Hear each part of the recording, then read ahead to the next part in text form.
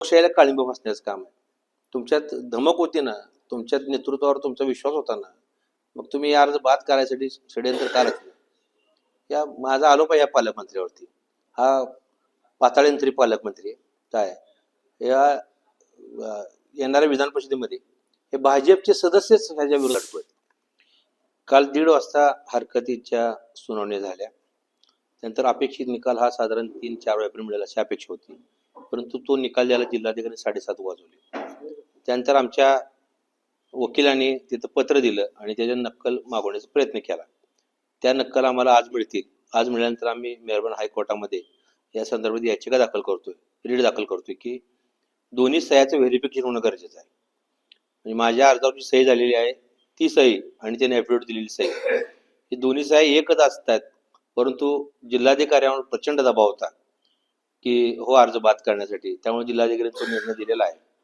वास्तविक पाहता जिल्ह्यात काँग्रेसची संख्याबळ कमी आहे, महाविकास आघाडीची संख्याबळ कमी आहे, परंतु महाविकास आघाडीची ज्या लोकांची जी प्रामाणिकता आहे या जिल्ह्यामध्ये महाविकास आघाडीचे 2 खासदार आणि 6 आमदार निवडून आलेले आहेत. आणि लोकांची मानसिकता होती सगळ्या भाजपच्या लोकांची सुद्धा की यावेळेस भाजपला घरी बसवायचं, यावेळेस हे सगळं लक्षात आलं होतं त्यांना. त्यामुळे त्यांनी माझ्या नावावर आक्षेप घेऊन हे फोडाफोडीचं राजकारण केलेलं आहे.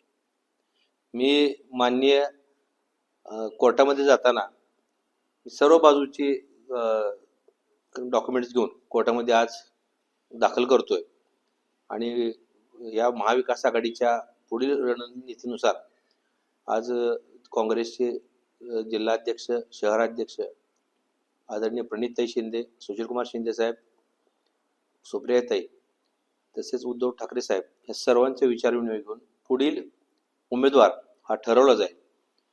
या सगळ्यांशी चर्चा करून आज निर्णय होऊन जाईल त्या गोष्टीचा. बहुमत असताना देखील तुमचा अर्ज बाद करण्यात आलेला आहे. याच्या पाठीमागे कुठली राजकीय शक्ती काम करते? स्थानिक काही मंत्री याच्या पाठीमागे आहेत किंवा जो उमेदवार जे सूचक आहे त्याच्यावरती काय कुठलं आमिष दाखवलं असं काही वाटतं तुम्हाला? 100% नाही. हे भाजपची रणनीती आहे, लक्षात ठेवा. जो माणूस पैशाने ऐकत नाही तो दंडेशाहीने, जो दंडेशाहीला ऐकत नाही तो पैशाने, तोडाफोडा आणि राज्य करा हीच त्यांची नीती आहे, लक्षात ठेवा. आणि ह्या नीतीला पूर्ण देश महाराष्ट्र कंटाळलेला आहे. सरळ सरळ निवडणूक लढा, मला काय मतं पडायची ती पडू द्या, तुम्हाला काय मतं पडायची तुम्ही घाबरला कशाला? तुमचं संख्याबळ तुम्ही 450 म्हणून सांगता ना, मग घाबरला कशाला तुम्ही? माझ्याकडे 5-50 मतं पडली तर तुम्हाला अडचण काय होती? फक्त तुमच्यात एकमत नाही, उमेदवाराबद्दल तुमच्या भाजपची एकमत नव्हतं, अनेक मतमतांतर होती, त्याचा फटका तुमच्या उमेदवाराला बसणार हे दिसत होतं, म्हणून तुम्ही माझ्या उमेदवारावर हा आक्षेप घेतलेला आहे. नागेश भोसले तुमचे अनेक वर्षांचे राजकीय संबंध आहेत. काल काही कॉल रेकॉर्डिंग देखील व्हायरल झालेलं आहे. तर नेमकं काय संभाषण झालं आणि ती काय वस्तुस्थिती होती?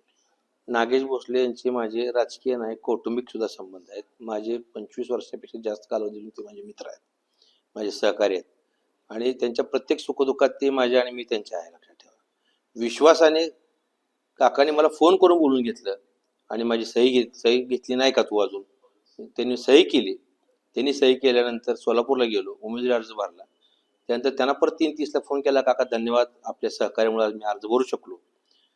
रात्री 8:20 त्यांना मी परत फोन केला, काका काय चाललंय काय? तर ते म्हणले मला प्रचंड दबाव आलेला आहे, म्हणजे 3 लोकांचा. मी 3 लोकांची नावं विचारली तर ते म्हणजे प्रत्यक्ष बोलू. तेव्हा मी सोलापूरात होतो, घरी यायला उशीर झाला. सकाळी दुसऱ्या दिवशी छाननी होती, मी सकाळी 9 वाजता त्यांच्या घरी गेलो, तर बाहेर गेले म्हणून सांगितलं, मोबाईल स्विच ऑफ होता. आणि 11:30 वाजता तिथे गेल्यानंतर मला कळालं की ह्यांनीच हरकत माझ्या अर्जावरती घेतली. म्हणजे हे लोकशाहीला काळिंब फासण्याचं काम आहे. तुमच्यात धमक होती ना, तुमच्यात नेतृत्वावर तुमचा विश्वास होता ना, मग तुम्ही या अर्ज बाद करायसाठी षडयंत्र का रचलं? या माझा आरोप आहे या पालकमंत्र्यावरती. हा पाताळयंत्री पालकमंत्री आहे. काय या येणाऱ्या विधान परिषदेमध्ये हे भाजपचे सदस्यच ह्याच्या विरोधात मतदान नाही केलं तर मला बोला तुम्ही. संख्याबळ असताना सुद्धा महाविकास आघाडीचा उमेदवार निवडून येणार आणि याबद्दल मला खात्री आहे. स्थानिक नगरपालिकेच्या याच्यामध्ये सत्तेमध्ये तुम्ही आहात, तीर्थक्षेत्र विकास आघाडीची सत्ता आहे, तर याच्यावरती काय कुठला परिणाम होईल असं वाटतं सगळ्या घडामोडीचा? भालकेताई आमच्या नगरपालिकेच्या नगराध्यक्ष आहेत. 11 नगरसेवक निवडून आले. आम्ही त्यांना कुठल्याही राजकीय अडचणीत आणणार नव्हतो. तेव्हा आम्ही ज्या लोकांनी एकनाथ शिंदे साहेबांच्या शिवसेनेत प्रवेश केला त्यांचे मी कुणालाही सूचक म्हणून घेतलेलं नाही. मी स्वतंत्र काँग्रेस विचारसरणीचा आहे. नागेश भोसलेंनी प्रवेश केला नव्हता. ओंकार जोशी म्हणून जे अपक्ष नगरसेवक त्यांनी प्रवेश केला नव्हता. त्यामुळे त्या 2 सह्या त्यांनी मला दिल्या स्वतःहून की आम्ही काय प्रवेश केला नाही आणि अडचणीत कुठला आणायचं नाही म्हणून. त्यामुळं विनाकारण भालके कुटुंबाला बदनाम करण्याचं जी षडयंत्र चालू आहे की भालके कुटुंबांनी सह्या द्यायला लावल्या, भालके कुटुंब अजिबात काय नाही. 2 लोक ओंकार जोशी अपक्ष आहे. माझ्या मिसेस स्वतः नगरसेवक आहेत, तीर्थक्षेत्र विकास आघाडीतून निवडून आलेले आहेत आणि नागेश भोसले हे तीर्थक्षेत्र विकास आघाडीचे पक्ष नेते आहेत आणि त्यांनी काही प्रवेश केला नव्हता. त्यामुळे त्यांनी मला सह्या दिल्या.